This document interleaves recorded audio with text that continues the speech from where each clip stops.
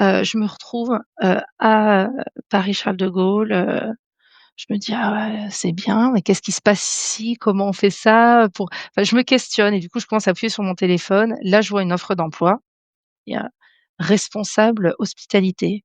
C'est OK, je lis le descriptif, je vois les besoins de l'entreprise, le profil qu'ils recherchent. Je tente, connais pas et ça s'est fait en 2 semaines, 2-3 semaines.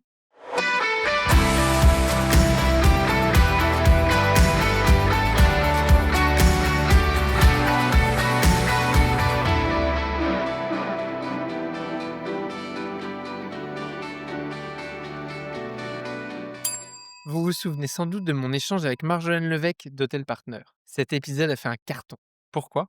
Parce qu'elle a parlé de revenu management avec clarté, avec bon sens, avec une vraie vision terrain. Depuis, des dizaines d'hôteliers ont déjà fait appel à Hôtel Partner et tous me disent la même chose. On a enfin trouvé un partenaire qui comprend vraiment notre métier. Vous aussi, vous voulez booster vos revenus et garder l'expérience client au centre, alors contactez Marjolaine de ma part. Elle se déplace gratuitement dans votre établissement pour réaliser un diagnostic complet. Avec Hotel Partner Revenu Management, vous ne gagnez pas seulement chiffre d'affaires, vous gagnez un allié durable. Certains lieux nous obligent à repenser complètement nos offres hôtelières. Une cabine en mer, un terminal d'aéroport ou même un salon d'embarquement peuvent devenir de véritables espaces d'hospitalité. Mon invité du jour, Sarah Devert, en a fait son terrain de jeu. Elle a navigué sur les plus beaux navires du monde, participé au lancement du mythique Commandant Charcot au sein de Ponant, et aujourd'hui, elle orchestre l'expérience client sur l'un des lieux les plus complexes de France, l'aéroport Paris-Charles de Gaulle. Entre croisière polaire et hall de départ, elle a su créer du lien là où d'autres ne voient que des flux. Bonjour Sarah, bienvenue sur Hospitality Insiders. Bonjour Maxime. Bon, on l'a entendu, tu es une globe-trotteuse, tu as beaucoup voyagé à travers, ta carrière. Est-ce que Sarah, tu as déjà compté combien de lieux différents tu as fait rimer avec hospitalité au cours de ta carrière? Be be on va dire beaucoup, mais au moins, 7, j'ai compté 7 fixes entre, les hôtels, alors les hôtels, je regroupe, hein, Palace International, mais finalement, j'ai fait, un petit temps chez LVMH, navire de croisière.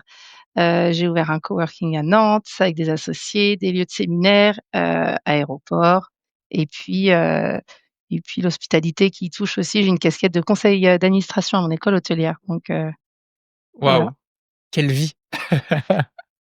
On va dérouler le fil de tout ça. À travers ton parcours, ce qui m'intéresse, c'est aussi et surtout ton expertise, et un petit peu le fil conducteur, bien sûr, l'hôtellerie et le côté, excellence de service. Toi qui as Mmh. pratiqué justement l'hôtellerie de plein de différentes manières, pas toujours conventionnelles, tu peux nous raconter un peu ce que tu as découvert au cours de cette aventure? Bah, j'ai découvert que l'hospitalité, c'était partout et pas que dans un hôtel. Moi, j'ai commencé ma carrière, jeune puisque j'avais 14 ans, en alternance. Je savais ce que je voulais faire bien que je n'avais personne dans l'hôtellerie ou la restauration. Donc c'était un voilà, un rêve de petite fille. Il y en a qui voulaient être vétérinaire, moi je voulais avoir mon hôtel. Donc j'ai commencé, au Méridien Montparnasse. Donc là, c'était une première expérience parce que c'est un gros porteur, on avait 900 chambres et puis découverte, des métiers. Donc là, j'ai découvert, la bienveillance, l'accompagnement de la part de mes collègues, de mes responsables. D'ailleurs, pour la petite anecdote, j'ai mon premier general manager donc j'ai retrouvé, sur, la plateforme et qui m'a contactée et voilà, on a mangé ensemble, presque 20 ans après, cette perte de vue. Donc comme quoi l'hôtellerie, est un petit monde. C'est génial. Ensuite, j'ai eu, la chance, je trouve que c'est une chance de toucher au Palace parisien. Donc j'ai passé, 3 ans chez Four Seasons Georges V, donc à Paris, en alternance, donc en différents postes aussi, salle, gouvernante, agent de réservation, réception et business center, brièvement aussi. J'ai même fait en lingerie pendant 2 mois. On apprend, plein de techniques qui me servent aujourd'hui en tout cas. Et là, on découvre, vraiment le monde du ultime, le sens du détail, l'impossible est possible. C'était challenging, mais on est vraiment entouré de personnes qui sont inspirantes, amoureuses de leur travail. On Notre job, c'est notre passion et en fait, on ne fait qu'une seule et même équipe et ça, c'est quelque chose qui m'a, qui m'a vraiment portée et du coup, je voulais rester dans le luxe pour ça, pour garder cette dynamique et cette passion commune. Tout le Néanmoins, monde tout le monde engagé dans le sens du détail, ouais, et ça tu le trouves quand même à ce niveau-là, en tout cas, que dans les palaces, et c'est vrai que je pense que Georges V est une bonne école pour beh, ça, et j'ai eu beaucoup ouais, d'invités qui sont passés par, cette maison, en tout cas. ouais, c'est un niveau haut, c'est dur, c'est puis on est jeune, hein, j'ai fêté mes 18 ans au Four Seasons, Ah oui. donc en fait, tu pars aussi, tu es presque bridé et bah, parfois, il y a des moments, c'était difficile de de se détendre sur des petits détails, dans le parcours professionnel finalement. Bien sûr. Mais ce qui est, enfin que moi je vois comme une chance et finalement ça a guidé ce que je voulais faire. Hem, pour autant, j'avais un super, general manager mais je n'avais pas vraiment l'anglais. Bon, on c'est pas notre point fort, on va dire à l'école d'apprendre les langues. Donc pour apprendre, l'anglais, j'aurais pu aller en Angleterre, mais j'avais peur, de revenir trop vite. Donc je suis allée en Australie et je suis allée à Perth, Mmh. donc sur, la West Coast parce qu'il n'y avait pas de Français. J'ai croisé, volontairement, des Français après, plus d'1 an, dans OK. la ville. Ça a un peu changé maintenant, mais en tout cas, j'y suis allée et en tapant aux portes, j'ai trouvé, bon la carte Four Seasons et je faisais aussi, des extras au Ritz, ouvre des portes, de la confiance en tout cas et puis, bah, des belles maisons. Du coup, j'ai pu rentrer chez Louis Vuitton, où j'ai passé, 2 ans, donc en magasin. Il y avait pas d'hôtellerie qui répondait, la haute Four Seasons, de toute façon, c'est difficile. Mais du coup, je me suis dirigée vers, Louis Vuitton. J'ai passé, 2 années superbes. Ça m'a permis de côtoyer un autre monde qui était le retail aussi et puis d'apprendre l'anglais, sur le tas. Donc au début, évidemment, j'ai été en back office à ouvrir les cartons, ranger les stocks. Puis un jour, il y a eu un coup de jus en magasin. Ça faisait 3-4 mois que j'étais là en boutique et je suis passée devant et là, j'ai pris un plaisir, à vendre. Plaisir qui a été vu aussi, je trouve que c'est important, ces managers qui qui vous donnent une chance, qui y croient Mmh. et du coup, je suis passée responsable des stocks, donc plus de temps en back office et pour autant, dès qu'il y avait une opportunité, même ma manager, elle me disait: «Vas-y, va devant, va devant». Après l'accent français, je pense qu'il y a quelque chose aussi, Mmh. à la vente. Mais en tout cas, je suis arrivée, ouais, après 1 an et demi dans les 10 meilleures vendeuses du pays. J'en ai une petite boutique. Donc ça, j'étais très fière et ce qui m'a permis aussi de prendre, une place, un peu mon dream job, ça a été d'être responsable clientèle, de la boutique et après 1 an et demi, donc on se dit ça il y a 1 an et demi, c'était, «My name is Sarah, I'm 21» à gérer, Complètement, ouais. voilà Belle des progression, ouais. ouais, c'était vraiment chouette. La fin, malheureusement, ça a été une fin de visa, impossible à avoir, à l'époque, je sais que c'est encore compliqué, mais en tout cas, c'était pas possible donc il fallait rentrer. Sauf que je ne voulais pas rentrer en France après les plages, le week-end. Du coup, sur le chemin de la maison, il y avait, une petite île, Hong Kong. Donc j'ai regardé mes finances et je me suis dit: «Bon, j'ai 3 mois pour rester, trouver un travail».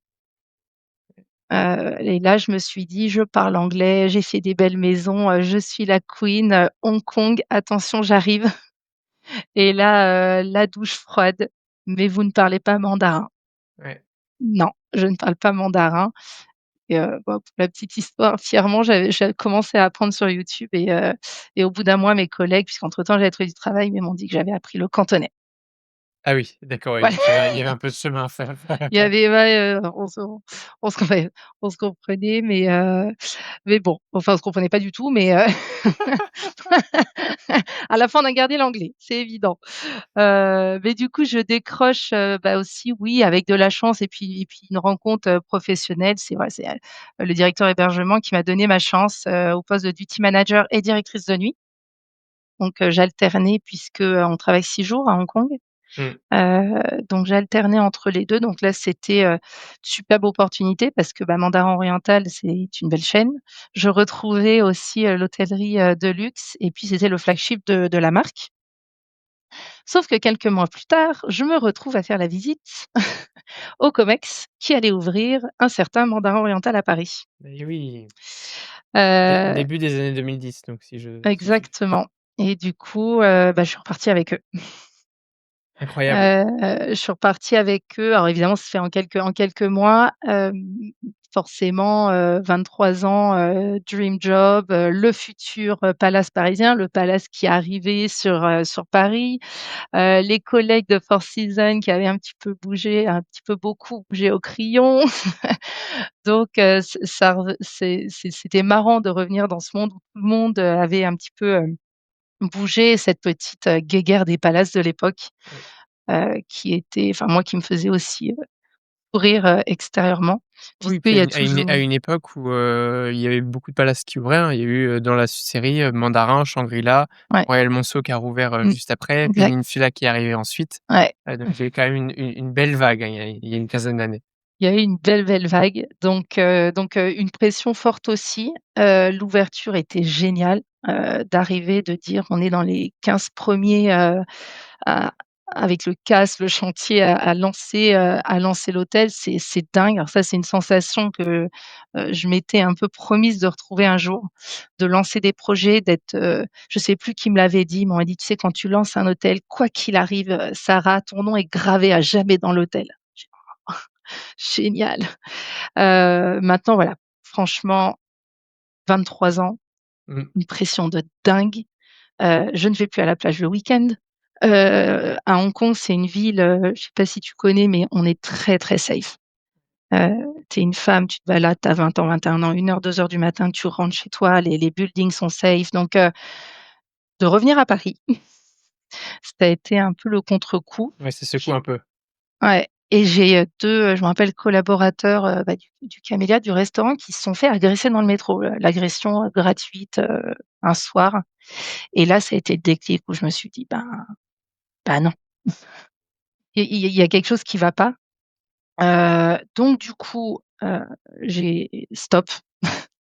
Par rapport à ça, Mandarin m'est proposé d'ouvrir le poste parce que pareil, le poste de guest relation était un petit peu nouveau dans le monde de l'hôtellerie. Il y avait les réceptions, mais les guest relations, en gros, vous faites quoi? Ben, on fait des recherches en amont, on va vraiment chercher, la différence, au sein du service qu'on peut amener, à bien avant que le client arrive et puis pendant le séjour. Donc on m'a demandé on avait commencé à écrire les SOP, de mandarin oriental puisque ça c'est les Standard Operation of Procedure. Mmh. J'ai l'impression d'être un dinosaure et et donc on Je me te propose rassure, moi ça me parle beaucoup en tout cas. et des jeunes, ils vont dire: «Mais qu'est-ce qu'elle raconte?» J'avais l'ordinateur, on avait internet. Mais mais voilà donc ouvrir, le poste à Shanghai Mmh. et là, il y a eu un peu une pause. Aujourd'hui, on le dit, avant on le disait pas trop, mais honnêtement, burn-out. Ça a été trop vite, tout ce que je voulais maintenant et après. En fait, on se dit: «Mais qu'est-ce qui va arriver après?» Et en Australie, j'avais découvert une série documentaire, qui suivait un hotel manager et un directeur de croisière dans leur quotidien et donc c'est resté dans un petit coin de ma tête, mais pour moi c'était, c'était un monde, c'était un autre monde, fallait faire, peut-être des études différentes, fallait je sais pas. Je m'étais mis, croyances limitantes. Je m'étais Ouais. arrêtée là. Mais quand même, je me suis dit: «Ben, regarde, c'est peut-être bien de repartir» et puis, heu, j'ai regardé et j'ai envoyé une candidature libre, donc chez Ponant. C'est pas non. Chez Ponant, où, j'ai eu la chance de toujours, j'ai pas envie de dire trouver mes entreprises, mais c'est très important qu'on soit aligné avec une entreprise dans les valeurs, dans ce qu'on veut amener. C'est ce que je dis aujourd'hui, un entretien d'embauche, c'est dans les 2 sens, en fait. Mmh. Faut que ce soit l'entreprise et aussi, la personne et je me suis complètement trouvée alignée dans le service. C'était des petits bateaux, il y avait une centaine de chambres, donc c'était pas les paquebots à 1 000, 2 000. Et du coup, j'envoie ma candidature et là, c'est allé vite. Donc finalement, pas le temps de réfléchir, très bien. 2 semaines plus tard, je me trouve en Grèce, Waouh. à embarquer, en responsable clientèle pour 2 3 mois. J'avais donné le tempo, hein. J'ai dit: «Moi, c'est 2 3 mois, le temps de de refresh, de me refresh un petit peu» et puis en fait, non. En fait, j'aurais passé, sans le savoir, j'allais passer, 10 ans de ma vie, Au sur, sein en de Ponant et à ouais, alors naviguer? j'ai navigué 7 ans full, pendant 3 ans, j'ai eu un poste entre terre et mer, mais où en fait tous les mois je partais. Mmh. Je veux bien qu'on approfondisse un peu la partie Ouais, Ponant, on reviendra peut-être après sur les liens, mais comme tu es en mmh, train de dérouler le parcours, j'en profite pour creuser ça. Donc au sein de Ponant, je le disais en intro, tu as navigué notamment sur le commandant Charcot là, qui est ouais, le flagship un petit peu de la compagnie, tu peux nous en parler?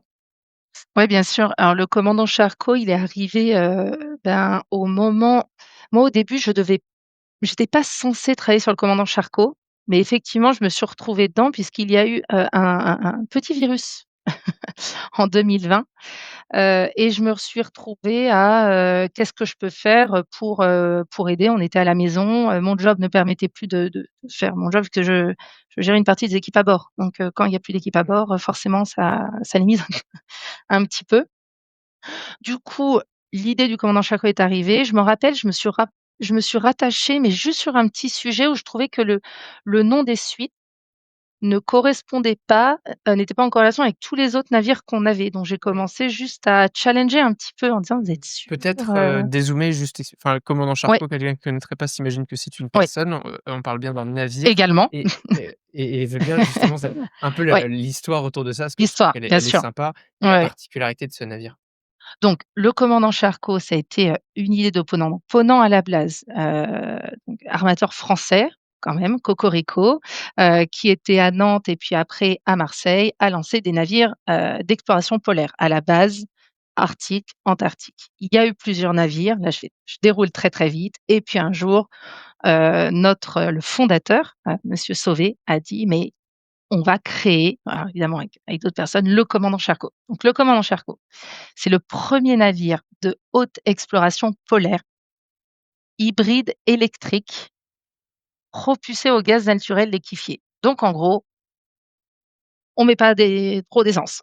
Ouais, On va pas dire que c'est 100 green, mais du coup, pour accompagner cette démarche, l'idée alors le mot qu'on n'avait pas le droit de dire, mais je le dis parce que ça parle à tout le monde, c'était le brise-glace. Maintenant, on va pas casser n'importe quelle glace, parce qu'à bord, heu, le but et ça se fait puisque bon, j'ai quitté la compagnie il y a quelques années, c'était d'embarquer des scientifiques.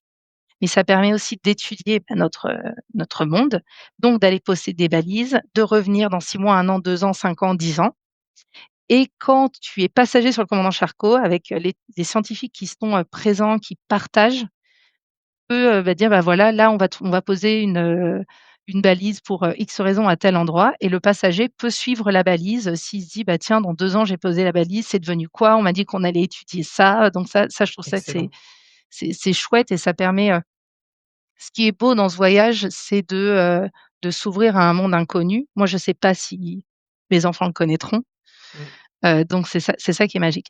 Donc à bord, c'est, 123 cabines et suites avec des suites incroyables. C'était la nouveauté même si ça remonte à 5 ans, donc des suites duplex, des suites panoramiques, 245 passagers, maximum. On avait plus de 100 carrés sur le navire, dédiés à la science. Donc c'était pour eux avec, leur laboratoire et pour, étudier les régions polaires. Dingue.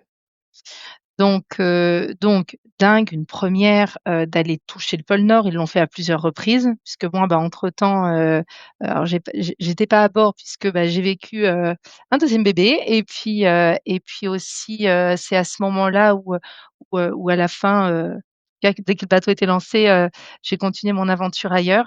Mais le challenge était vraiment, énorme aussi pour Ponant parce que, c'est une nouveauté mondiale.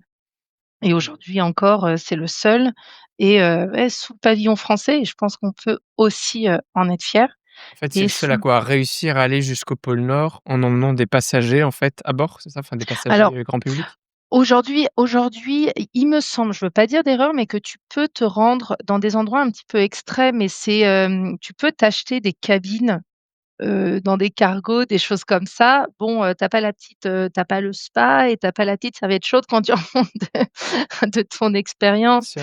Il y a on prête les locations, les combinaisons parce que là, c'est pas juste, l'Antarctique où on va en été, là, c'est on va au pôle Nord donc les gens, on va quand même, les équiper. On va pas leur demander de ramener, une valise donc tout ça, c'est de la logistique aussi en amont, de bien, nous aussi, préserver la nature. Donc c'est-à-dire on voulait pas, quand tu vas, par exemple en Antarctique, tu ne peux pas ramener de graines, tu peux pas avoir de cailloux sous ta chaussure. Donc en fait, on prête, nos nos uniformes, nos bottes pour s'assurer aussi qu'on laisse une terre, le plus vierge possible, Bien sûr, qu'ils heu, soient pas dégradés par le passage, qu'ils soient des pas humains pour dégradés. transporter. Mmh, Et puis y avoir plein de débats sur aller en Arctique, Antarctique aujourd'hui avec l'environnement, et à la fois je trouve que ça donne une opportunité de se rendre compte aussi ce qu'il y a dans le monde et peut-être de plus le protéger, bien sûr, ouais. de C'est toujours un peu le sensibiliser. paradoxe, c'est y aller et polluer pour en même temps se découvrir quelque chose et prendre conscience, ouais. C'est ça, c'est Le débat est long, le débat peut mais être très, très long. ouais, ouais, ouais. Mais en tout cas, je comprends la démarche et donc si je comprends bien, tu as, travaillé aussi sur la création de l'expérience à bord du Ouais, commandant Charcot. Je veux bien que tu me parles, en fait, des challenges, de ouais. créer de l'expérience dans de la navigation avec, bah, toute la complexité qu'on peut imaginer. Et c'est ça, c'est quand on travaille sur les bateaux de croisière, même en dehors du commandant Charcot et on vient du luxe, on se dit: «C'est une compagnie de luxe, c'est possible». Eh ben non, que ben, on est limité. On peut se retrouver, au milieu de nulle part pendant quelques jours, puis quand bien même on est à quai, je veux dire on est à quai, au Spitzberg ou en Islande, si on a heu, un passager qui veut absolument soudainement, le Dr Pepper, je vais peut-être pas le trouver. Mmh. Donc en fait, alors que, c'est très simple d'avoir du Dr Pepper quand on travaille même dans un hôtel. Il veut un Dr Pepper, c'est notre client chouchou, on va aller en acheter. Alors je prends l'exemple du Dr Pepper, pourquoi? Parce que, du coup, moi, c'est là où j'ai développé ma créativité. Alors ça fait rire, mais du coup, tu vas servir quoi? Bah, coca cerise, je coca sirop de cerise, est-ce qu'on n'a pas de sirop de cerise? Ben non, qui a du sirop de cerise? Donc en fait, c'est donner du sens aussi que j'ai trouvé, très important au sein des bateaux. J'ai appris aussi bien pour, le crew que pour les passagers. Dire: «Il y a des choses qui sont possibles et il y a des choses, bah, qui sont, où on est un petit peu, limité». Mmh. C'est assez bien compris des passagers. J'ai pas eu une fois qu'on explique, qu'on donne du sens, tout simplement, la personne va comprendre. Un passager, quand il est à bord plus de 10 jours, soit parce que les croisières peuvent être longues, j'ai eu la chance de faire, 2 fois le fameux mythique du passage du Nord-Ouest, donc c'est 25 jours. Ouais. Si le passager veut débarquer, il se dit: «Oh bah, je suis pas loin du Japon, autant rester une petite croisière de plus». Et en fait, après 10-15 jours, le passager, il y a un switch, il perd l'espace, il perd le temps, que bon, parfois il fait pas toujours, jour, nuit, hein, c'est pas, Bien sûr, oui, oui, oui. voilà. Et là, il ça devient une autre personne. Donc le la personne, le PDG d'une grosse boîte peut sortir des choses, mais qu'est-ce qui se passe? Qu'est qu'est-ce qui se passe dans enfin voilà, c'est de dans leur tête, mais en fait, c'est un monde parallèle, c'est un monde, coupé où, le wifi on a le wifi maintenant, Starlink nous amène le wifi à bord. Bon, le wifi, vu qu'on est filmé, je mets les petits guillemets, puisque le wifi, il y a des endroits, si on passe, on a une courbe et on explique aux passagers généralement, si on sait qu'on va dépasser, on va monter vraiment haut, haut, haut, on leur dit: «Attention, il y aura peut-être» donc ça peut être prévenez vos familles, envoyez vos photos, mais on va pas télécharger une série Netflix, Mmh. au pôle Nord et puis bon, c'est pas le but non plus, Ouais. normalement. Donc il y a toute cette limite, il y a la logistique derrière.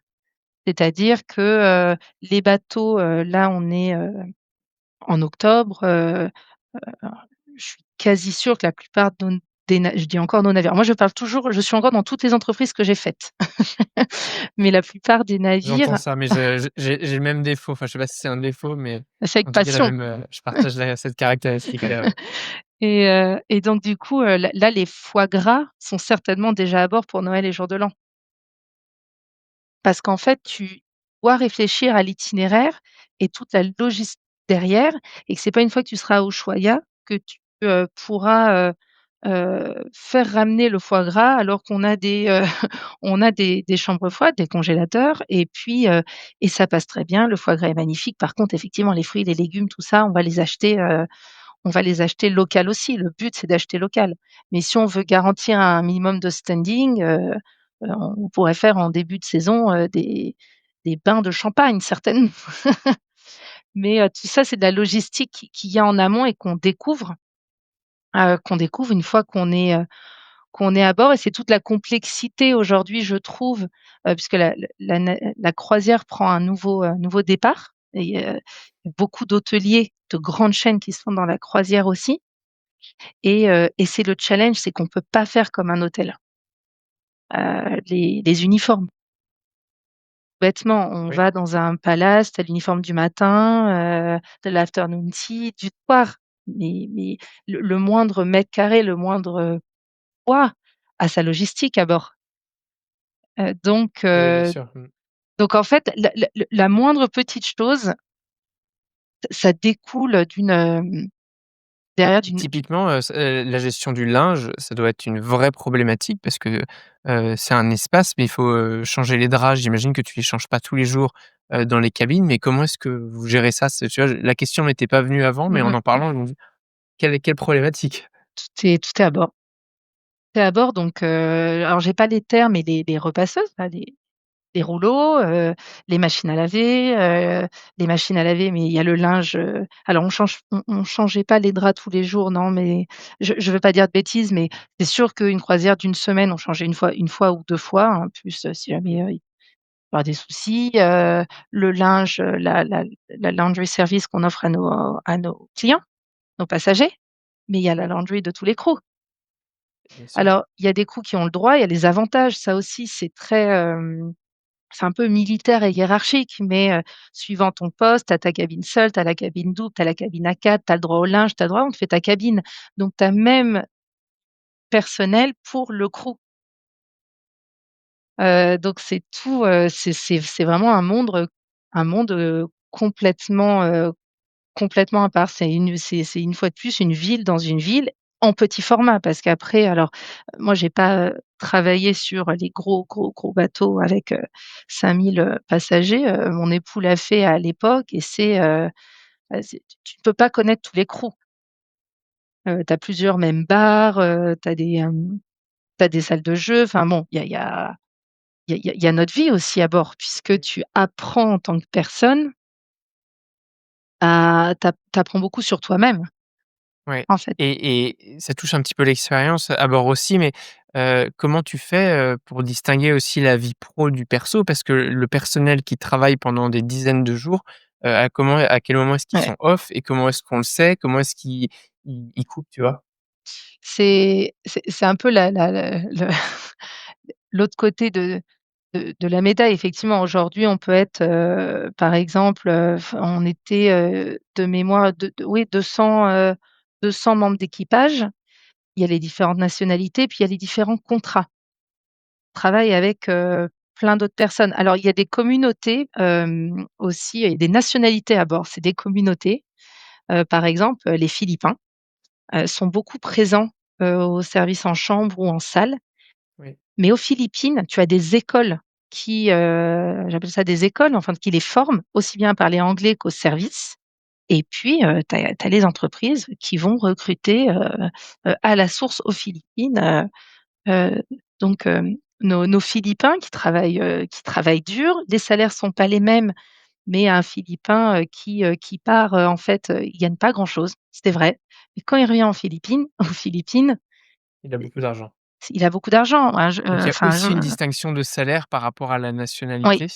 ouais. Oui, ça c'est Et ça ça, au paraît, début, c'est dur. Au début, c'est très, très dur parce qu'on se dit: «Mais comment ça, il y a une telle différence?» et puis, en fait, moi, dans ma curiosité et puis bon, finalement, j'ai passé 7 ans avec eux, on parlait le tagalo à la fin.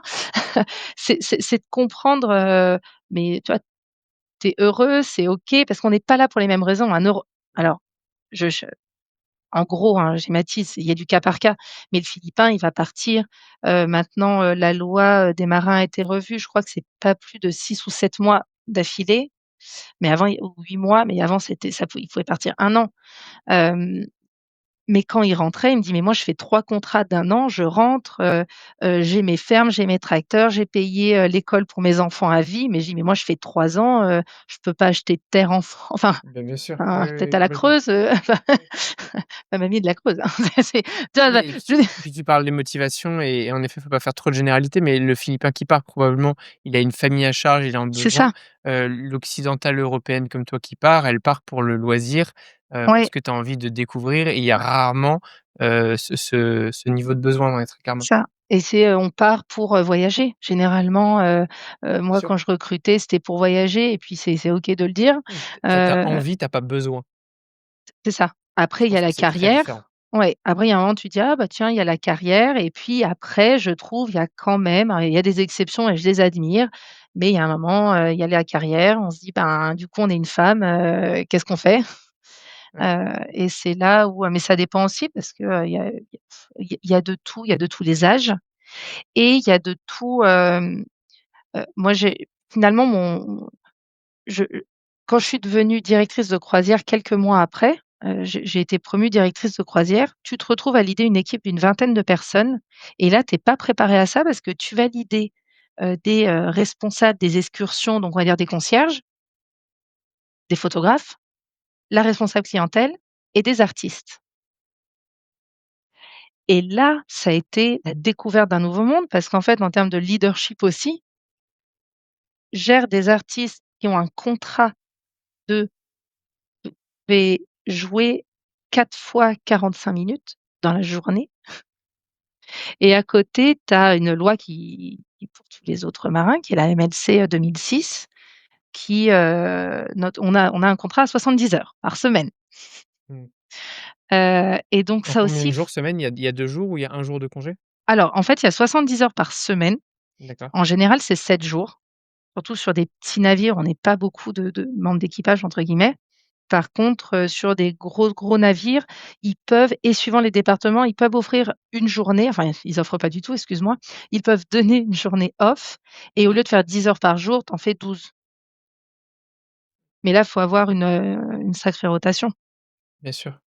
Il y a les médecins à bord, enfin, nous, on avait un médecin et un ou une, aussi infirmière pour les passagers, mais pour nous aussi, puisque, ben, tu as pas vraiment d'arrêt maladie non plus à bord. Compliqué à Heu, gérer en tout cas, oui, on va pas te payer ton arrêt maladie. Enfin, je sais pas comment ça se passe, mais j'imagine que c'est difficile c'est à beh Tu sais, c'est un à peu la gérer. mentalité des Palace, je trouve. C'est qu'on est tous là, on se donne à fond, on se pose pas la question, on y va et si Et vraiment, tu as conscience vraiment que si tu te mets en arrêt, tu le vois parce que tu es sur le navire, que ça met tout le monde en fait en porte-à-faux, que c'est compliqué pour tes collègues. C'est pas comme quand tu es tranquillement à la maison, ouais, et que tu étais un peu fatigué le matin, tu as pas voulu aller au travail, que tu prends un arrêt. Bon ah bah finalement, tu la journée se fait. Là, les collègues, ils te voient presque dans la cabine, ah bah, à moins d'être vraiment malade, j'imagine que tu peux pas, mieux vaut rester dans ta cabine quand tu es malade. je pense. Parce que, oui, tu sens, moi honnêtement, j'étais malade vraiment une fois, mais je ne sais un rhume d'un autre chose, je ne sais pas ce que j'ai eu. Mais en tout cas, j'ai eu une piqûre, mais le lendemain, je gambadais. Ah ouais. Bon après il y a Mais peut-être voilà, il y a peut-être des substances sur les navires, mais ça c'est un autre non, non, sujet qu'on n'ira pas approfondir. non, C'est non, comme quand ça même qu'on pas. soigne, les marins. Non, mais en tout cas, bah, c'est vrai, c'est du fort. On va pas dire: «Bah, reposez-vous Oui. 3 jours, des Mais comment vitamines tu C». comment tu gères la relation avec les clients, tu vois, en étant off, pas off? Puisque Mmh, donc je comprends, c'est des contrats de 70 heures, mais donc il y a des moments où toi, mmh, collaborateur, collaboratrice, tu es off. ouais. Comment tu fais avec les clients? Est-ce que ça se travaille sur la tenue? Est-ce qu'on reste dans une zone du navire qui n'est pas destinée aux clients? Mmh. J'aimerais bien comprendre cette partie parce qu'en fait, je j'ai jamais eu l'occasion de discuter avec quelqu'un qui travaillait sur un navire comme ça. Effectivement, donc pareil, Ponant, petit navire, moins d'espace crew fermé, sur des gros navires, tu vas avoir, plein de choses. Nous, sur Ponant, bah, on avait notre, crew gym, notre alors je mets crew à chaque fois, hein, c'était on avait le crew gym, on avait notre crew bar, pareil qui était pas ouvert tout le temps parce que, fallait quelqu'un pour le gérer. Il y avait le crew welfare qui organisait, bah, des sorties, des petites soirées à thème, des choses comme ça. Donc quand tu es à bord, tu as les espaces, et après j'ai envie de dire c'est dans la dynamique, tu vois? Tiens, moi j'ai envie d'aller chez le coiffeur, j'ai on n'a qu'un coiffeur, c'est celui des passagers first. Alors soit on attend que le spa est fermé, on se fait même une soirée spa, ou alors on se fait couper entre 2. Soit il y a des journées de rotation. Alors généralement elles sont intenses, mais c'est là où tu peux caler, des petites choses. Ensuite, le passager, je trouve, enfin j'ai toujours trouvé, ils sont friands, ils sont curieux. On a l'impression d'être des stars dans les Mmh. ports. C'est: «Ah regarde, c'est Sarah, elle est en short et en tongs». Donc C'est drôle. Tu sais, donc ça me moi fait penser à Club Med ou ces villages comme ça où il y a, c'est ça. les personnes, enfin les collaborateurs, les géos si on parle de Club Med, Ouais, qui travaillent jour et nuit en fait sur place bien et vie sûr. pro, vie perso, tout est mélangé et tu as un peu cette curiosité en effet des clients qui viennent visiter, c'est assez drôle. Mais c'est tout à fait ça. Enfin, je veux dire, c'est du géo, alors, Club Med propose des superbes produits, mais là, c'est du géo de voilà, un peu de luxe, on va dire, hein, Bien sûr. mais c'est tout à fait ça. J'ai jamais fait de saison, à terre, mais quand, je rencontre des gens, j'écoute des podcasts qui font des saisons, mais c'est tout à fait ça. De toute façon, on vit ensemble. Va falloir qu'on apprenne à vivre ensemble. Il y a des personnes avec qui tu peux super bien travailler, ça match et en fait, tu te retrouves le soir, pour boire un coca et là, en fait, mais tu sais, tu as pas grand chose en Ouais, commun peut-être. Tu dis: bien «En sûr. fait, on Mmh. parle de notre métier, en fait, on partage pas grand chose» et vice versa. C'est là où c'est Complètement. compliqué. C'est super, super pote, ça match, coup de foudre, amical. Par contre, mais c'est catastrophique, mais c'est Tu me parles de coup de foudre amical. Moi, je fonce dans la brèche. Les relations amoureuses, alors désolé, hein, mais ça me lance plein de questions. Comment tu gères ta vie intime, en fait, ta vie ouais, perso à bord, ton conjoint, pas conjoint ou le ouais, conjoint que tu vas rencontrer, là-dessus? Donne-nous un petit ouais. peu des petits insights, croustillants, de la vie à bord des navires. Bah, il y a alors moi, on me demande toujours, il y a la série sur je crois que je sais plus si c'est Amazon ou Netflix, où tu es sur Ouais. les yachts privés. Alors, je suis vraiment pas le bon public pour Je te sais parler plus, mais bon, de c'est quelque séries chose malheureusement. qu'enfin on suit, il suit un vrai équipage. On me dit: «Mais c'est vraiment comme ça?» Ben oui, je veux dire, on met des 20 trentenaires, européens sur un bateau. Bon, heu, soit tu montes à bord, tu es en couple et Et tu et grand casses. bien te fasse. Et je n'irai pas plus sur le sujet. Non, mais voilà, après puis tu sais, ta couple est ta couple, tu as les 20-30 ans, enfin, Ouais. je caricature une fois de plus, mais tu as les personnes qui montent à bord, qui sont mariées, nous on voit, voilà, on avait tu as des seconds, des commandants, même des directeurs d'hôtel, ils montent, puis ils ont un statut, en fait. C'est que quand tu commences à prendre un statut à bord, bon, il y a un moment donné, tu es la direction à bord. Maintenant à bord, il y a eu des mariages, il y a eu des bébés, Ouais, mais ça, c'est en effet assez similaire aux saisons, mais c'est vrai que la particularité des saisons, c'est que le soir, même si tu loges sur place, tu peux quand même aller boire un verre ailleurs, tu peux sortir ou aller te ouais, faire un week-end ailleurs. Là, tu es à bord, tu peux à pas faire d'abord. ça Alors et on toi, comment ouais, tu gérais même quand tu étais directrice, ouais, que tu avais un équipage et comment est-ce que tu fais pour gérer ça? Parce que tu as besoin que tes collaborateurs, ils soient engagés aussi pour mmh, la qualité de l'expérience que tu as envie, de mettre en place, mais mmh, pour autant, comme tu dis, un vingtenaire, tu peux pas lui reprocher mmh, d'aller boire un coup le soir et plutôt plus qu'un coup et d'avoir envie de draguer, ouais, sa voisine parce qu'en fait, bah, il est célibataire. ouais, tout à fait. Donc quand je suis arrivée la première fois sur les bateaux, j'ai eu un speech de mon directeur de croisière qui navigue plus maintenant, mais je l'ai gardé et je me suis dit: «Ah mais bah oui, c'est ça» et en fait, je l'ai gardé quand je suis passée directrice de croisière. En plus, j'étais jeune, j'avais 24 ans et pareil, tu parles à des personnes qui ont 40 ans, 30 ans, 20 ans, qui sont musiciens, qui ont une responsabilité, qui ont du chiffre d'affaires à faire, qui travaillent à fond. Et donc moi je crois beaucoup en l'humain, mais ça fait tellement partie de mes valeurs aujourd'hui. Moi, je crois sincèrement que si, ton équipe est heureuse, mais tout va dérouler derrière.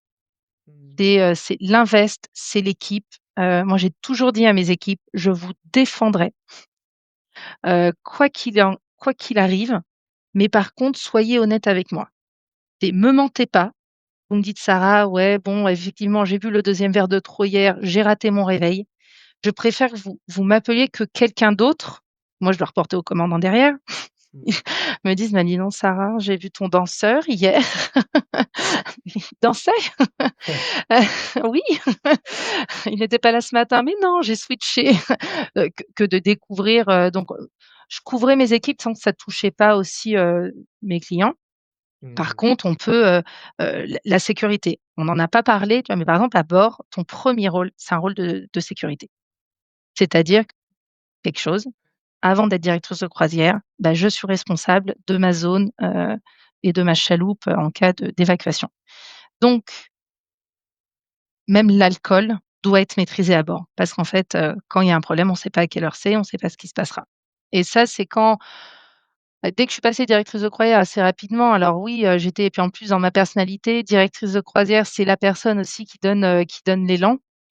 Maintenant, bah, tu peux faire des fêtes, sans trop boire et puis un petit peu et en fait, tu gardes toujours un œil aussi, autour de toi, tes équipes et tes amis.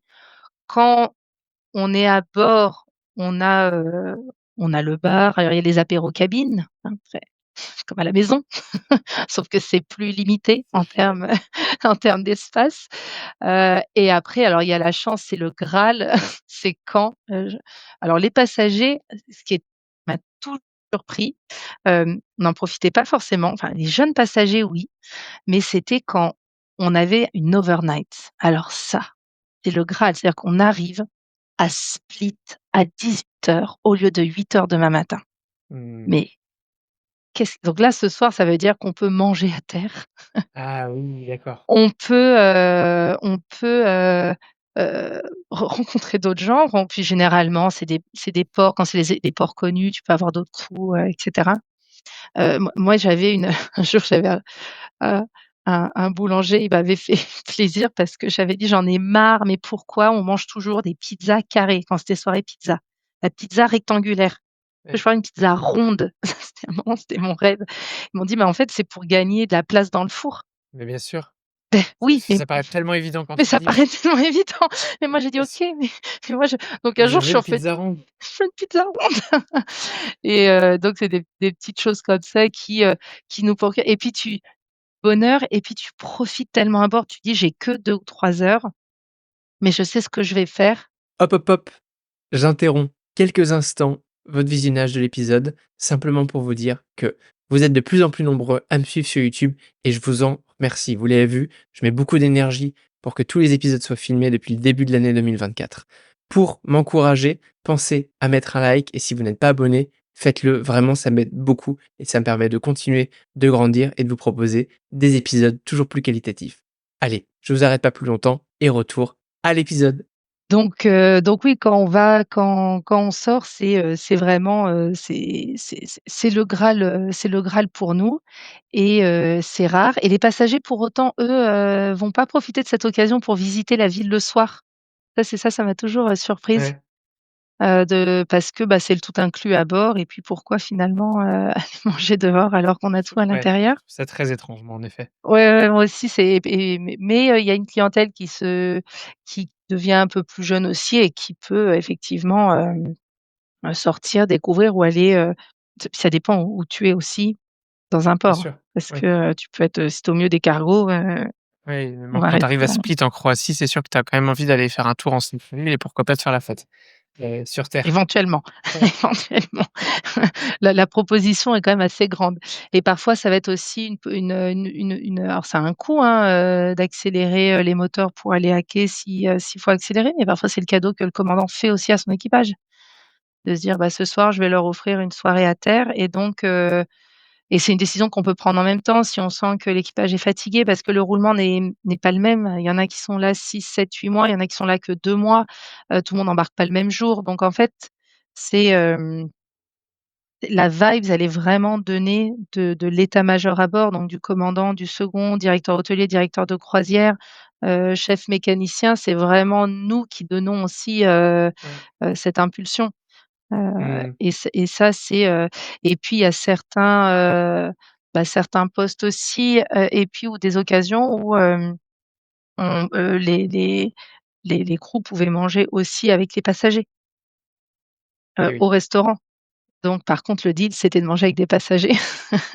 Donc on trouvait, Pour le coup, voilà ça, des c'est comme au Club Med, en effet, c'est ouais, si tu dînes, dans l'espace, public avec les clients, c'est pour, voilà, être avec les clients, OK. Parce que sinon, donc il y exactement. a des espaces réservés pour le personnel où ils peuvent quand même Ouais. manger une sorte de cantine, Tout à Ouais. fait, donc et puis alors le côté très militaire qu'on retrouve un peu parce qu'il y a le crewmess et le crew officer pour les officiers et donc qui est officier? Donc il y a évidemment les marins, c'est ça que j'ai beaucoup aimé dans mon métier et ce que j'aime encore, aussi aujourd'hui, c'est découvrir tous ces corps de métier, que je pensais pas rencontrer un jour. Et ça, c'est passionnant aussi parce que du coup, tu te retrouves au crew officer avec, bah, des mécaniciens, des électriciens. Bon, l'électricien encore, on peut on peut en trouver à terre, mais bon, l'électricien à bord, c'est plus challenging pour lui aussi, hein. Bien sûr. Hem et ces officiers et c'est passionnant aussi de voir, de comprendre, leurs difficultés, à eux. Puis eux qui sont pour le coup, toujours dans les crew area ou au niveau des moteurs qui ont pas, moi je disais toujours à mes équipes: «On a quand même la belle vie». On a la lumière naturelle, il y a une baleine, on peut sortir, on peut aller voir, on est quand même dans les beaux endroits du bateau Mmh. et ça faut pas l'oublier et ça c'était important pour moi aussi que les équipes s'en souviennent de cette Ouais. chance qu'on avait d'être là parce que parfois, ceux qui sont en machine, ils ont pas envie d'être en machine et du coup le repos, est important aussi. Donc j'ai 3 heures, de pause. Là, on est arrêté parce que généralement un navire va s'arrêter de 8 heures à 18 heures dans une ville. Il y en a qui ont des coupures, il y en a qui ont pas de coupures, ça dépend. Mais du coup, tu choisis, tu dis, moi quand j'ai fait, toute la Polynésie, je ne m'arrêtais qu'une fois. Tous les jours, c'était une escale différente. Donc tu as le choix de dire: «Je sors, je vais visiter» ou «Là, j'en peux plus, il faut que je me repose». Mmh, bien Parce sûr. que, côté directeur de croisière, alors c'est le côté géo, oui, alors il y a toutes, les équipes à gérer, mais c'est les événements à bord, donc ça peut être des conférenciers, ça peut être, effectivement organiser des activités, s'assurer que, bah, les tout le monde est sur les petits navires, tout le monde fait un peu de tout. Nos danseurs qui produisaient des spectacles, faisaient aussi la gym le matin. Donc c'est t'assurer qu'en fait, tout roule, tu fais ton planning événementiel intérieur suivant le planning externe. Donc quand il y a les journées en mer, c'est non-stop de 7 heures à 23 heures minuit parce que, bah, c'est là où tout se joue, c'est là où ils vont être à bord, c'est là où il faut les occuper et puis il faut emmener, tout ce monde, avec toi et gérer les pauses donc bah, chacun gère son équipe Ouais, son évidemment. emploi du temps comme il veut. Mmh. Ouais OK. et puis, ça peut s quand tu pars en Méditerranée, je veux dire, tu as 2-3-4 fois la même croisière. Tu peux ne pas avoir la même météo et il faut faire attention aux passagers qui restent. Si tu vas pas faire du copier-coller de semaine en semaine, mais tu sais que parfois tu peux aussi un peu dire: «Bon là, si tout roule, tu peux prendre un peu tu as les mêmes conférenciers, donc Mmh. ça voilà et puis mais ce qui est intéressant, c'est d'avoir ces croisières à thème qu'offrait et qu'offre toujours Ponant aussi, c'est rencontrer des personnes, des musiciens avec des croisières à thème, des croisières gastronomiques et pareil, on re-rencontre, alors gastronomique des passionnés, que parfois on a croisés à terre et puis, bah, tu découvres aussi un nouveau monde. Moi, tout ce qui était, opéra, musique classique, je connaissais pas et j'ai pas envie de dire que je connais aujourd'hui, mais en tout cas, ça éveille la curiosité, Bien sûr, oui, en c'est fonction sûr. des rencontres que tu fais ou de Ouais, l'événementiel qu'il y a à bord. Bon ouais, écoute, on a fait un bon tour, à bord bateau. de tes navires, un bon tour de bateau. Merci beaucoup pour toute cette, présentation-là et moi, c'était une belle découverte pour moi aussi. Ouais, Je veux bien qu'on avance un peu dans le temps puisque, bien tu as sûr. déroulé dans la logique de ton parcours, mais comment est-ce qu'on se retrouve où tu es aujourd'hui? Je crois que tu nous parles depuis, l'aéroport de Charles de Gaulle. Qu'est-ce que tu Ouais. y fais et comment tu t'es retrouvé là? Bah, oui, après les bateaux pendant les bateaux, j'ai vécu aussi, 2 ans sur The World. Pour ceux que ça intéresse, peut-être, je pourrais te donner le lien. C'est un yacht privé, mais c'est le plus gros yacht privé du monde. Donc, il y a 165 appartements, c'est une copro Oui. de riches. Voilà. Waouh, Heu, si un jour tu souhaites acheter un yacht privé, très bien. on pourra en On va en reparler et je te discuter et je conseillerais j'hésiterai pas à revenir vers pour toi. un podcast conseil. Mais j'ai rencontré mon futur époux, le futur père de mes enfants, qui était chef de cuisine.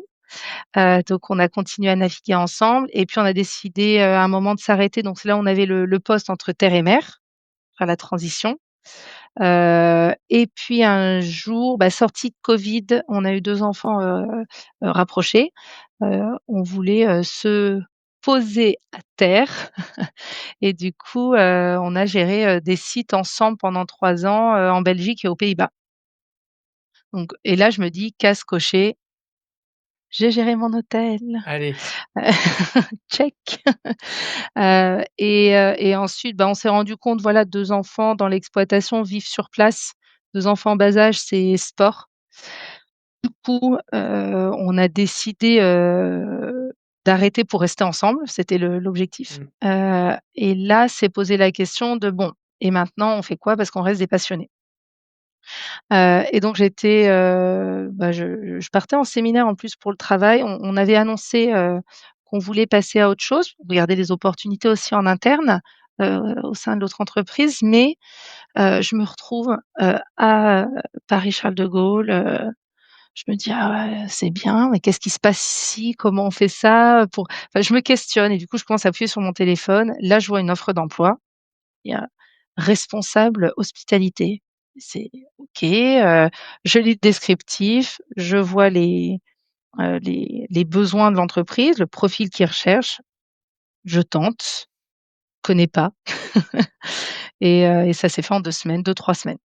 Ça s'est fait, très vite, bah, ils ont été très réactifs et puis finalement, j'avais aussi, d'autres projets qui arrivent en même temps donc ben, c'est toujours comme ça, hein, et tout arrive aussi en même temps quand tu cherches une nouvelle, un nouveau projet.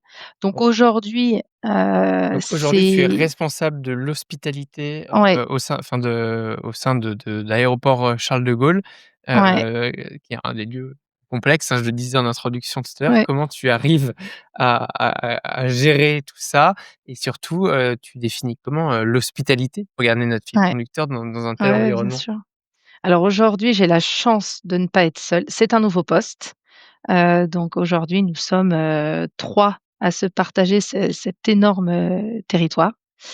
Hem, Aujourd'hui, il y a c'est super challenging, c'est super intéressant. Ça fait pas longtemps, j'aime bien le préciser parce que ça fait que 6 mois et je découvre aussi un nouveau monde. Heu, Aujourd'hui, l'aéroport Paris-Charles de Gaulle, c'est un lieu où on souhaite et où je suis convaincue, la magie du vol commence. On quitte le quotidien et on part quelque part. Mais c'est aussi un endroit de passage qu'on aimerait transformer vraiment en lieu de vie, puisqu'aujourd'hui, je prends l'exemple, que mon directeur m'a donné et j'aime beaucoup cet exemple, c'est, tu veux aller à Bali. Ouais, Finalement, l'avion, l'aéroport, c'est pas tu as pas le choix. C'est sa destination, c'est Bali. Donc nous, on doit, s'assurer que quand tu passes à l'aéroport, heu, que ça ne devienne pas cette contrainte, mais que ça devienne, qui crée du stress. N'importe qui dans un aéroport se transforme. Moi la première. Je d'accord. je et maintenant que j'ai les enfants, mais moi j'arrive le matin pour le soir, ce n'est pas grave.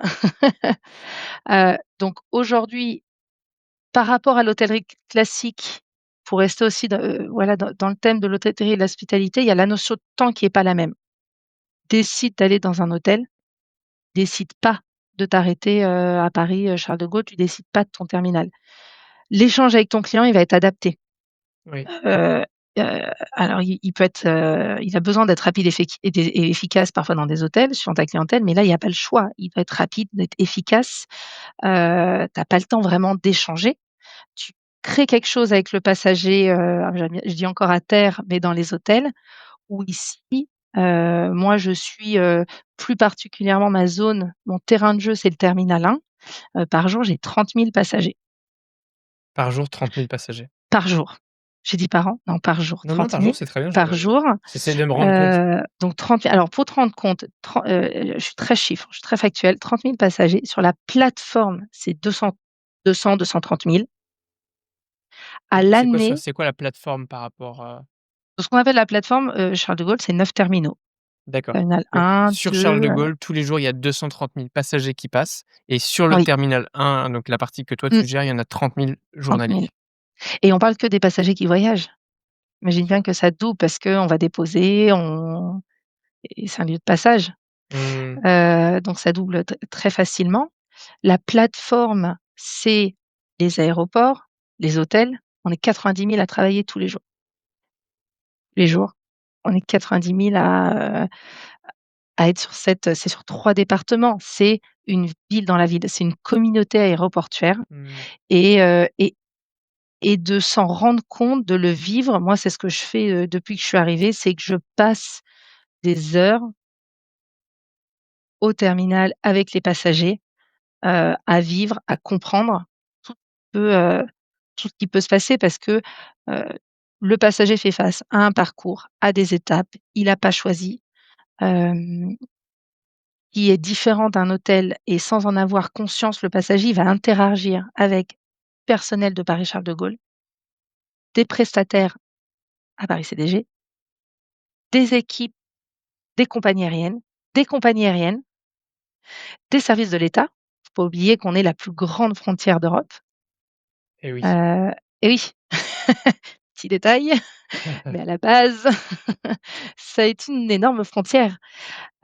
Donc aujourd'hui, l'objectif, notre raison d'être, c'est d'avoir des passagers en sécurité, heureux et à l'heure. C'est d'assurer leur satisfaction tout au long d'un parcours client, innovant, depuis l'accès à l'aérogare, depuis qu'ils sont déposés devant le terminal, jusqu'aux portes de l'avion. Donc aujourd'hui, on a des statistiques aussi, évidemment pour savoir, comment ça se passe puisque, même si je suis dans un terminal, bah, moi toute seule, je vais vivre un instant T à un moment. On fait de belles rencontres aussi, puisqu'il y a des très belles, histoires, des personnes qu'on aide à se retrouver. Tout le monde a une histoire à raconter dans un aéroport. Heu J'imagine que toi, tu dois en avoir des dizaines d'ailleurs. et moi je demande en plus, je suis très, très curieuse, j'adore interagir avec les gens. Donc si je vais aider à un moment donné et qu'il y a la queue, je vais être la première à et donc, vous «C'était bien Paris? Vous faites quoi? Vous travaillez?» Enfin je suis curieuse et puis, on représente la France. Enfin, c'est un gros, c'est un gros aéroport et c'est l'image aussi je trouve de la France. Bien Donc il sûr. faut qu'on emmène toutes nos équipes qui l'ont, attention, parce que l'hospitalité a toujours fait partie, des Et ça va valeurs. être ça va être ma question, hein, mais comme ça te Mmh, permet aussi de d'orienter. C'est comment est-ce que toi, finalement, tu gères à une telle échelle sans perdre la qualité d'accueil? Donc tu nous expliques qu'en mmh, fait, il y a une notion aussi de enfin, la gestion du temps n'est pas la même. On n'a pas le temps, finalement, de prendre le temps de découverte avec nos clients. Il faut aller à l'efficacité. Donc mmh. comment est-ce qu'on s'assure, d'avoir un certain niveau de qualité, d'accueil avec autant de monde, aussi bien dans le personnel que dans les clients? Et comment tu maîtrises ça, en fait?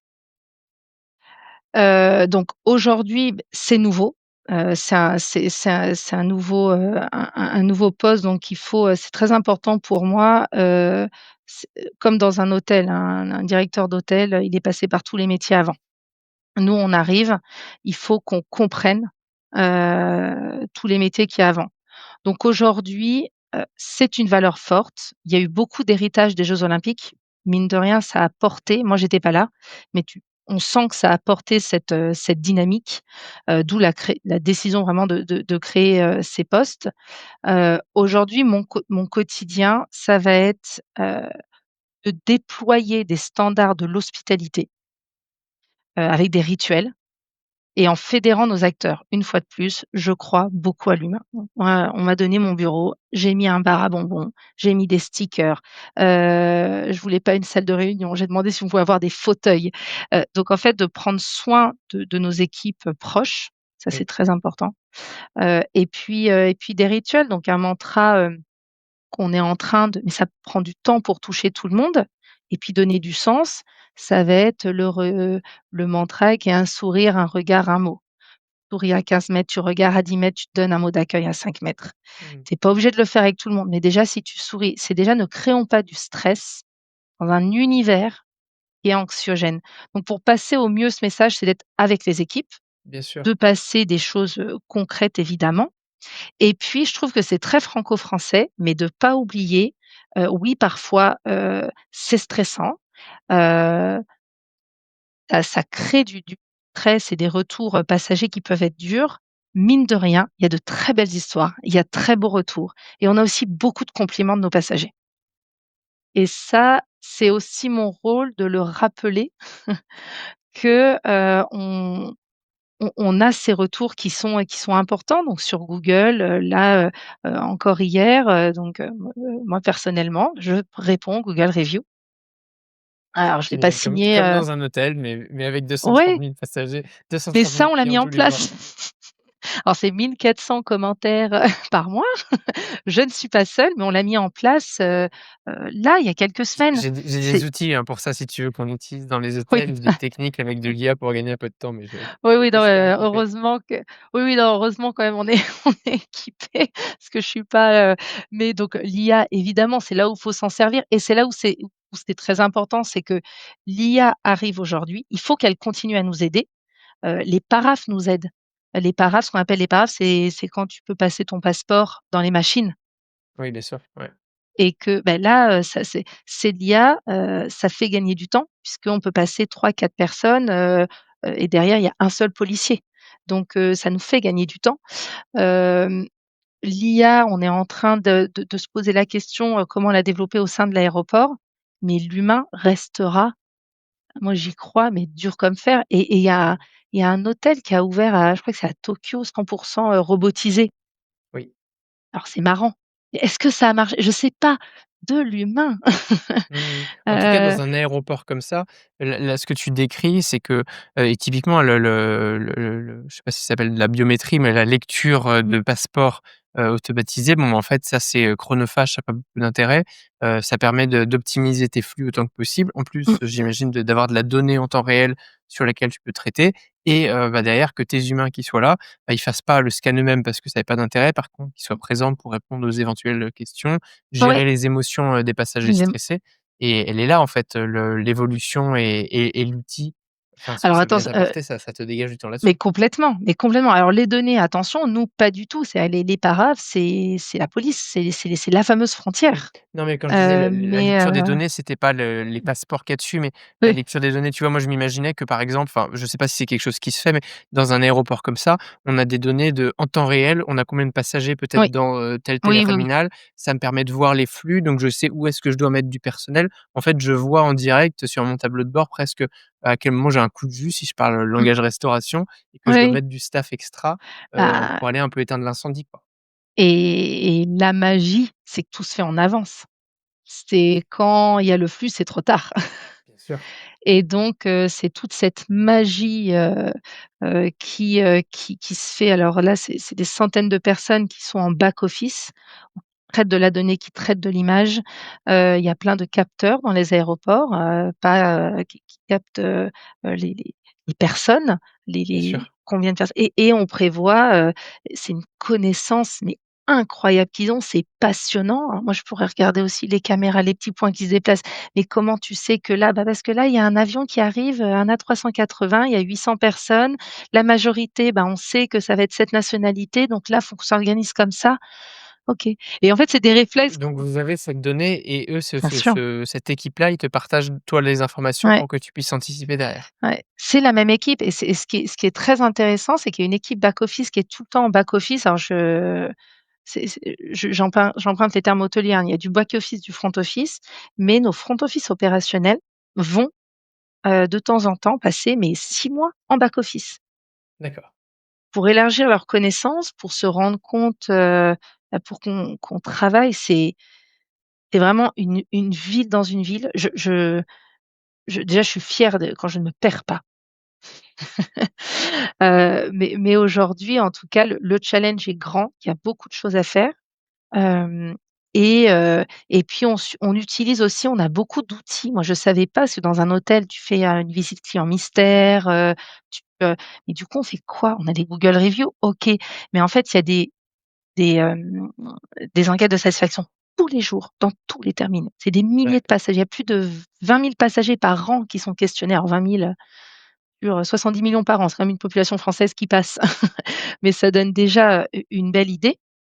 Tous les mois, on a des rapports précis. D'ailleurs, si un jour vous tombez sur ces enquêtes, merci de prendre le temps parce que généralement, c'est quand, la personne est en salle d'embarquement et puis a le temps à 15-20 minutes pour répondre à ce questionnaire qui est évidemment, anonyme.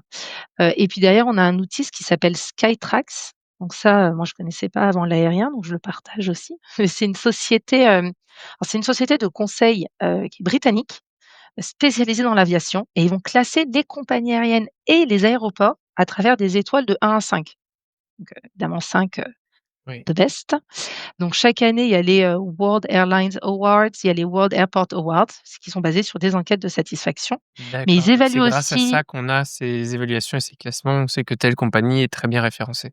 exactement et les aéroports aussi. Là, il Les y a aéroports. eu, notre com a fait, alors si tu passes à Charles de Gaulle, là, on est le 7e, meilleur aéroport au monde. On est le 1er meilleur aéroport, européen, mais ça a été, ils viennent une semaine, ils essayent tout, la qualité de service, le confort, l'expérience client, l'efficacité opérationnelle. Ils se mélangent dans les passagers, donc et une référence mondiale, alors qui est indépendante, mais qui sert de baromètre de qualité pour notre industrie et on va comparer le comparable aussi. Complètement. Parce que, ouais, je reviens de Perpignan, c'est sûr qu'on va peut-être pas, comparer Charles de Gaulle et Perpignan et pour le coup, moi je suis toujours à l'affût, il y a toujours des choses qu'on peut, apprendre et amener, quelque Ouais, part, donc on sait c'est jamais. assez passionnant. Écoute, pour, un petit peu boucler cette boucle-là Ouais. aussi, moi je voudrais qu'on parle du futur. Il y a énormément de passagers, hein, c'est impressionnant, c'est presque Mmh. effrayant, d'imaginer toute cette masse-là. Ça va continuer, d'augmenter, en tout cas c'est ce que les statistiques nous disent. Comment est-ce que va évoluer selon toi l'accueil dans un tel lieu dans les années à venir? Alors on est, en termes de passagers, mais même au niveau, national, on est un petit peu encore d'avant le covid. On n'est pas arrivé en termes de voyageurs à ce qu'on était avant le covid.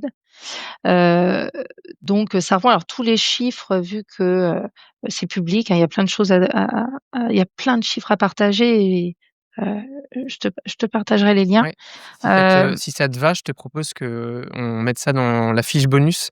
J'en profite pour, présenter ce que c'est que la fiche bonus. C'est assez nouveau, hein, sur le podcast. En fait, c'est une fiche qui est accessible, via un lien aux insiders. Ils ont qu'à mettre leur email pour la recevoir et dedans, on pourra mettre quelques données, comme celle-ci typiquement et souvent il y a un récap de l'épisode avec la vidéo, les carousels qu'on prépare et cetera pour que voilà, j'ai conscience que tout le monde ne peut pas, prendre des notes tout au long et donc on vous fait ce travail de prendre des notes pour vous et vous pouvez les récupérer dans les fiches bonus. Super, donc là, il y a beaucoup de chiffres qui sont très intéressants post-covid, avant covid et post-covid, on va dire 2024. Heu, Aujourd'hui, le transport aérien, je pense comme beaucoup d'éléments de notre économie, il fait face à une transformation majeure, avec les sujets aussi environnementaux et de, Ouais, décarbonation. Donc aujourd'hui, on est vraiment moteur sur le sujet. Donc, je te partagerai tous les liens parce que, là, on a entrepris, enfin, notre vision jusqu'à 2035 et 2050 et comment on va y arriver et tout ce qu'on va faire, dans cette, dynamique. Donc demain, on va devoir adapter notre voyage en train ou en avion et mmh, moi, je pense que ce sera déjà financièrement peut-être un peu plus cher puisqu'on doit mettre à jour notre kérosène. Enfin, c'est pas le nôtre d'ailleurs, c'est les compagnies aériennes. Vont devoir mettre à jour, donc forcément ça a un coût, comme quand on est passé à l'électrique.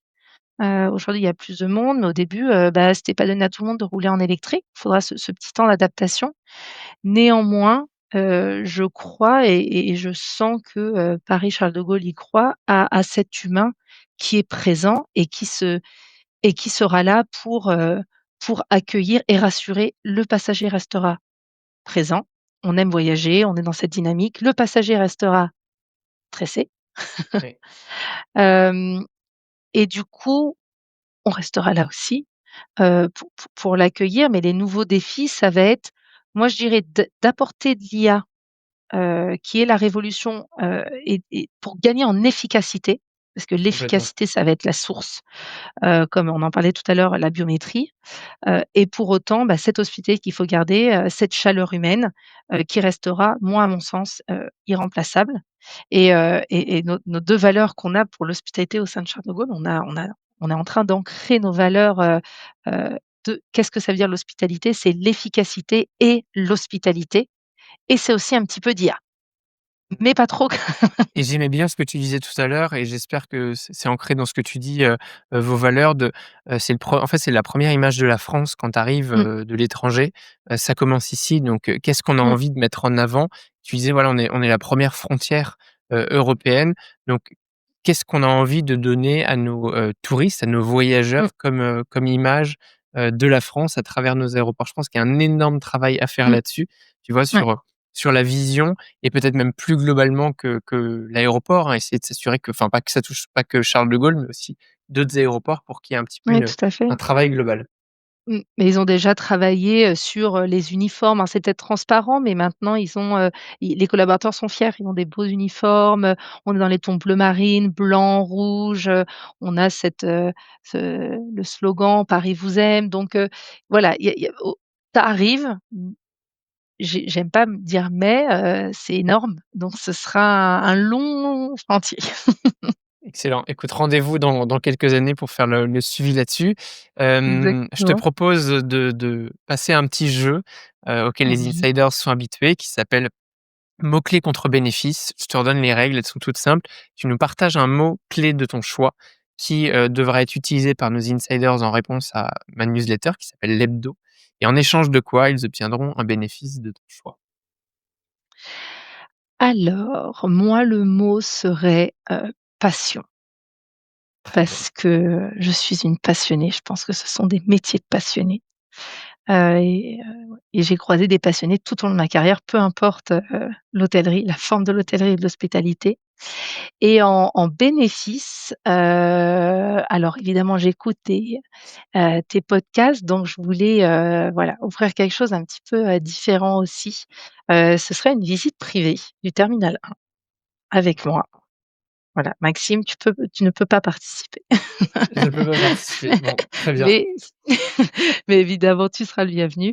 Mais voilà, je pense que j'adorerais. ça peut être, Mais j'espère surtout que heu les insiders vont participer évidemment, oui, quand vous aurez mis le mot-clé. Alors tu me diras, si tu le f enfin comment tu veux le limiter en nombre de personnes parce qu'évidemment ton temps lui est limité et s'il y a trop de demandes, peut-être qu'on ah oui. fera un groupe, de visite en une fois Mmh. et si moi je ne suis pas là, je veux absolument avoir une photo et même si je suis là, il faut qu'il y ait une photo pour à la suite Évidemment, comme évidemment, créer je des peux me belles histoires renseigner autour de ce effectivement. podcast, hein. Oui, oui, évidemment et je peux me pro je me renseignerai pour exactement savoir combien de personnes. Il faut compter une Oui. matinée. Après, il y a des gens, ils seront peut-être Bah, pas nous aussi, on sera que 5 000. ça et bah, prenez un vol, passez, Si vous voulez, retrouvez-moi à la c'est pas biométrie. grand-chose.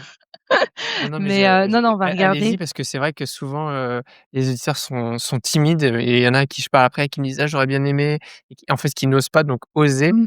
envoyer le mot-clé contre bénéfice, sur l'hebdo et je vous mets en relation avec Sarah. Ce Voilà qui nous et puis amène, ma chère ch c'est peut-être plus tard aussi parce que s'il y en a qui passent pas à Paris-Charles de Gaulle, ça peut, bien sûr, hein, voilà, c'est pas que pour les, Parisiens. absolument. Ah Ouais. complètement. Hem et ça nous emmène à mes questions signatures, hein, qui sont toujours les mêmes sur ce Mmh. podcast. La 1re justement, c'est une question de contact. Ce serait quoi le meilleur moyen pour, rester en contact avec toi, prolonger les échanges?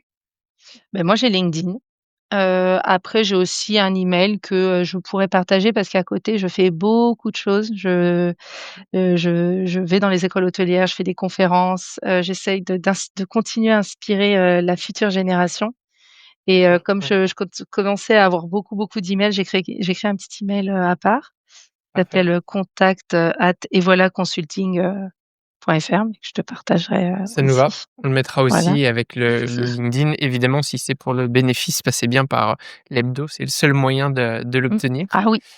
Et je te propose alors on a beaucoup voyagé, hein, grâce à toi, un petit peu partout dans le monde et à différents moments, mais cette fois-ci, on va voyager dans le futur. Si tu pouvais aller dans ton futur idéal, qu'est-ce que tu auras accompli, ma chère Sarah, dans 10 ans? J'ai redouté cette question, Maxime, parce que je me suis dit: «Il y a 10 ans déjà, où j'étais?» et en fait, je sais pas.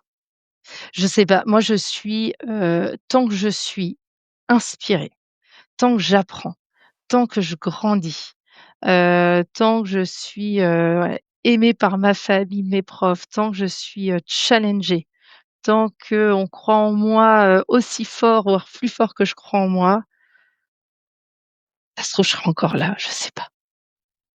C'est vraiment difficile, même dans 5 ans, c'est difficile pour moi de me Ouais, ouais, ouais. projeter. Écoute, Je et puis toute ma famille, mes amis me demandent: «Bon là, on est revenu en France, hein, après 20 ans d'expat, bon là, c'est bon, vous êtes en France?» «Bah oui, Pour combien de temps? donc on ah Tu as ouais, le ouais, droit de ne pas savoir, hein, ça me je va ne aussi, sais je pas je prends. Eh parce bien, que, rendez-vous dans 10 ans ouais. pour un prochain épisode, de Sarah dans son futur idéal. On verra ce que tu auras accompli d'ici là. Est-ce que tu aurais une recommandation de lecture à nous partager? Alors en ce moment, je lis, c'est en ce moment je lis, Phil Knight, Art de la victoire, qui est, je trouve finalement un Fondateur de classique que j'ai Nike, hein, pour dé ceux de qui, Nike, ouais, très intéressant. Moi, il y a une des premières un peu autobiographies que j'ai lues et qui m'a toujours marquée et que j'ai toujours et que je recommande, c'est Four Seasons, c'est l'histoire de Isadore Shah. c'est Shark, ouais. Ouais, c'est, Four Seasons: The Story of a Business Philosophy, et j'adore parce que c'est le fondateur, CEO de Four Seasons, mais en fait, il est parti, de rien, sans personne de l'hôtellerie, ou vraiment background, et il a créé quand même, la chaîne hôtelière, la plus luxueuse du monde. Donc je trouve ça très très intéressant, Figure-toi que ça je ne monte, l'ai pas encore, lu. Il m'avait déjà été recommandé, je crois, par Nicolas Dupont, ah qui oui? était donc à l'époque chez Four Seasons, dans mes premiers épisodes et il est sur la liste. La liste commence à être Mmh. un petit peu longue puisque tu ne le sais peut-être pas, mais à chaque fois que tu recommandes un livre, ça va dans la bibliothèque des invités du podcast. C'est une Ah bibliothèque qui trop est bien. téléchargeable, qu'on peut retrouver en OK. description de cet épisode et donc puisqu'on est à peu près dans les 150 et quelques épisodes, il doit y avoir au moins autant maintenant de livres, Mmh. voire plus, puisque parfois il y en a comme toi qui me recommandent non pas un mais 2, Oui, donc j'arrive pas à suivre. Mais je te promets que, le livre d'Heather Sharp, je le il lirai va et être peut-être que ce écouté. sera l'occasion de faire un Mmh. book club, puisque de temps en temps aussi je partage mes lectures, en épisode de Ah ça va, podcast. Dans super. cette lignée ou une autre, est-ce que tu as une citation favorite? Ouais, alors j'en ai 2. Elle est un peu classico-classique, mais le «quand on veut, on peut», il y a toujours moyen de ou s'en rapprocher, et on va dire, il y en a une que j'ai depuis quelques années, pas longtemps, mais je dis: «Bon, tu au pire, ça marche». Ouais, C'est en fait, je tout à fait ça. suis ouais, c'est au pire, ça marche, c'est être conscient qu'on peut apprendre de nos erreurs, que c'est pas grave de faire des erreurs, que faire des erreurs, on apprend, et du coup, au pire, ça marche. Dans tous les cas, Mmh. ça marchera. Ça me va. Après toi, pour continuer dans cette lignée, qui est-ce que tu aimerais voir et entendre sur Hospitality Insiders? Alors en ce moment, il y a beaucoup, alors je sais qu'il y a beaucoup de noms qui ont dû être cités, mais je la suis de plus en plus, c'est Maud Bailly. Oui. Déjà citée en Heu, effet, mais elle fait partie de mes top cités d'ailleurs, hein. si, ah Mais ouais, tu on vois, prend. j'aime beaucoup. Alors déjà, beh, forcément, il y a le côté femme, hein, on l'a pas, Oui. ça pourrait être pendant des heures, mais femme, carrière, enfant, et tout faire, aussi à la fois. Enfin, le côté femme, voilà, aujourd'hui, parfois Mmh. on Non, mais se tu as complètement raison on et moi fait je encore bataille notre pour ça. chemin. Je bataille pour ça aussi. Et Je regrette que mon podcast, je l'ai déjà fait dans mes bilans, hein, mais je suis pas encore, à équilibre 50-50, hommes-femmes. Donc ça me fait plaisir d'avoir des femmes qui soient citées parce que ça me permet d'augmenter le voilà. nombre. Tu ne la connais pas personnellement, Maud Bailly, non? Non, non, non, malheureusement, ou alors, enfin, je la connais plus qu'elle me connaît. Eh bien, appel aux Mais auditeurs, j'ai au moins de tête 3-4 personnes là qui m'ont cité Maud Bailly, donc à chaque fois je fais ça. C'est le moment de voilà, de rassembler votre énergie. Qui la connaît suffisamment, parlez-lui du podcast, envoyez-lui cet épisode-là et les autres, pour qu'elle ait envie d'échanger avec moi. Je précise que je ne l'ai jamais, contactée en ce sens, mais parce voilà, je crois que les choses doivent se faire aussi au bon moment et là peut-être que ce sera l'occasion de créer un bon moment. Écoute, ma chère Sarah, on arrive à la fin, de cet épisode de podcast qui était passionnant. Tu nous as fait beaucoup de liens entre, l'hospitalité à travers aussi bien les croisières, que, les aéroports. Et j'aimerais donc te laisser le mot de la fin. Traditionnellement, je ne rebondis pas sur ce que tu diras, peu importe ce que ce sera. Si tu avais un tout dernier message à faire passer à nos insiders, quel serait-il? bah, déjà, merci à toi. Merci pour tous tes invités et tout ce que tu fais, parce que c'est très, très, très impressionnant et inspirant. Donc merci, et aux insiders, éclatez-vous. Faites un boulot que vous aimez avec passion. Je vous souhaite la même chose, et gardez le sourire. Un sourire, ça change tout. Si vous avez aimé cette vidéo, vous allez adorer mon livre blanc. J'y ai condensé des dizaines d'épisodes, des centaines de conversations et ma vision d'artisan hôtelier. C'est la quintessence de 20 ans d'expertise à travers mes invités. Pour l'obtenir immédiatement, cliquez sur le lien en description. Notre aventure ensemble ne fait que commencer.